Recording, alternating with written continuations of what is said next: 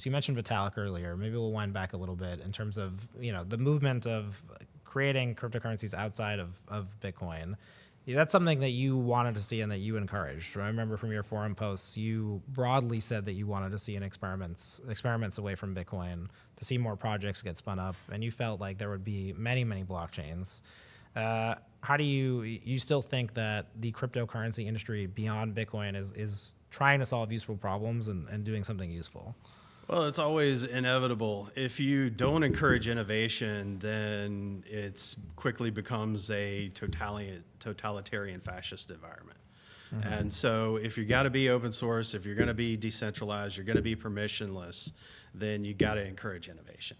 Mm-hmm. And so what I saw in the kind of 2017 era of Bitcoin, and what we saw with developers fleeing to Ethereum and other places like Solana, is it was very anti-innovation. Once you're in Bitcoin maxi land, it's like everything is poop coin except for my coin. Mm-hmm. And that just is a signal of a closed mind who is not evaluating data actively, just making a blanket assumption and then saying, oh, I don't need to evaluate data because I made my assumption. So it's just a signal of a closed mind and a signal of just macroeconomic ignorance. Because when the cost of digital asset creation is zero, when the cost of blockchain creation is zero, you're going to get flooded with tokens. You're going to get the 60,000 token a day Solana pump.fun stuff. You're going to get, thousands of Bitcoin L2s, thousands of Ethereum L2s. But at the same time, we're open source. We're permissionless, we're decentralized, we're open network. And so that naturally emerges from all of those things. You just have to trust in power law that 99.9% of these will just melt away in Darwin's trial by fire, and the remaining 0.1%, Bitcoin, Ethereum, et cetera, that have staying power, those are the ones that A, you want to be on, but B, you want to look at the Darwin trial by fire and see what are the lessons learned. That was always the plan in 2010 with Bitcoin, is let other blockchains experiment, let other blockchains thrive, let other blockchains take risks. And then after that period, when they've succeeded or failed or whatever, you can take that technology that's now been tested in the best test lab in the world, the internet, the real world, and start to incorporate it either into Bitcoin or Bitcoin L2s. Well, there does seem to be a trough of disillusionment within the crypto space right now. I would say that, if the extent that Bitcoin is leading the market and is as big as it is, it's surprising to a lot of people, right? In 2017, it was broadly seen that there was, and this was the narrative at the time, right, that other technologies were surpassing Bitcoin and that they would supplant Bitcoin. That hasn't played out. Those are the crypto marketers. They're smoking their own opium. Okay, right. So that was the narrative at the time. Now I think it's adjusted to Bitcoin is sort of seen as the digital gold within this environment of other coins. But it does seem like those coins are broadly trending towards zero, almost all of them. And even with Ethereum, there are serious questions about how viable it will be for how much longer, people migrating to other things.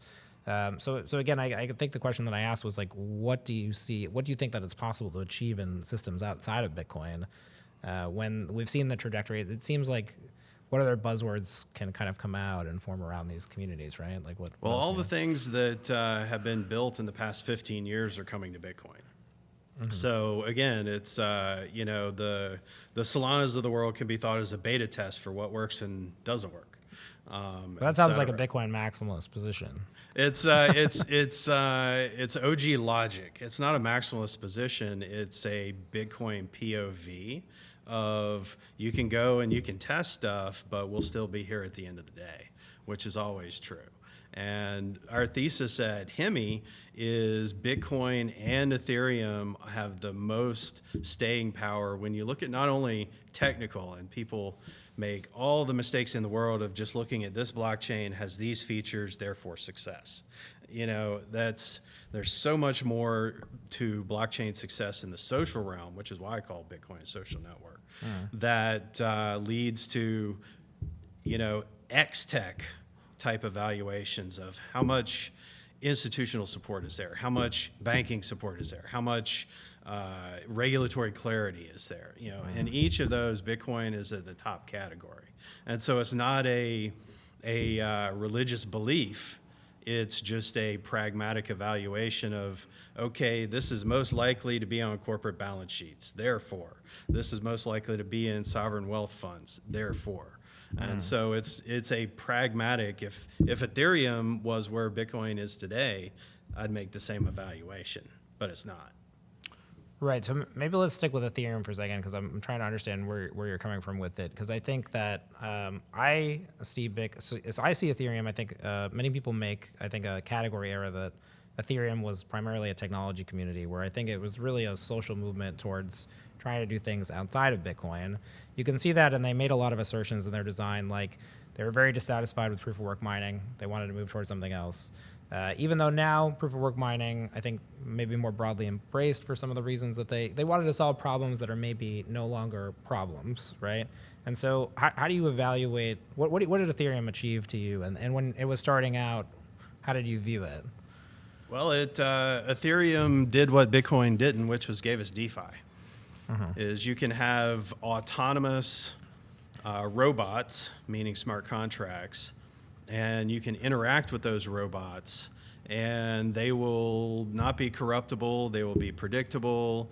They will be, do exactly as you expect. They will be neutral referees, and that's all of the things that you wanted on a blockchain. And so Ethereum gives you all of that, and Bitcoin still hasn't given you that. It doesn't have autonomous self-actuating addresses. But they sacrificed on things like the economic side, and now they're kind of even revising the issuance schedule and things like that. So they cut a lot of corners to get there. So why do you think nobody cares about that? Well, nobody cares. But it does seem like developers went to Ethereum because it was far more buildable. Well, the corporate treasury people, I think, care, right? I think that if you're buying Bitcoin, if you're buying a cryptocurrency for a corporate balance sheet, I mean, the data will show that you're far more likely to buy Bitcoin than Ethereum. So somebody cares about that. They don't care about like smart contracts and all those low-level details. The institutionals, the sovereigns that are buying Bitcoin is because it has staying power. It's been there longer. And it's far more mature, it's far more seasoned. And so once Ethereum has another 5 years of life in it, you'll see it being held at more institutions. But you don't think that Ethereum is being kind of outmoded by Solana? And no. You have to reboot Solana every month.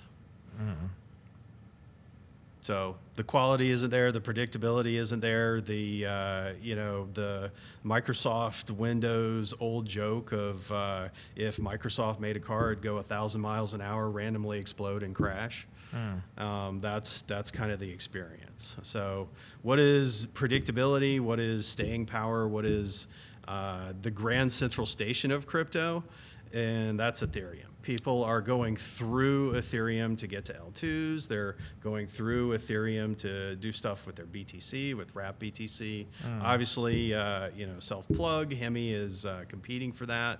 The grand central station nature of it, the EVM, JVM nature of it, it just doesn't, none of the other blockchains compete. They're all new kids on the block. You don't have the audit support. This is one of the big lessons in Red Hat and Linux is software actually changes really slowly when you think about backwards compatibility. And someone has been using this piece of Linux for like 10 years in their factory, and they really don't want to patch every month.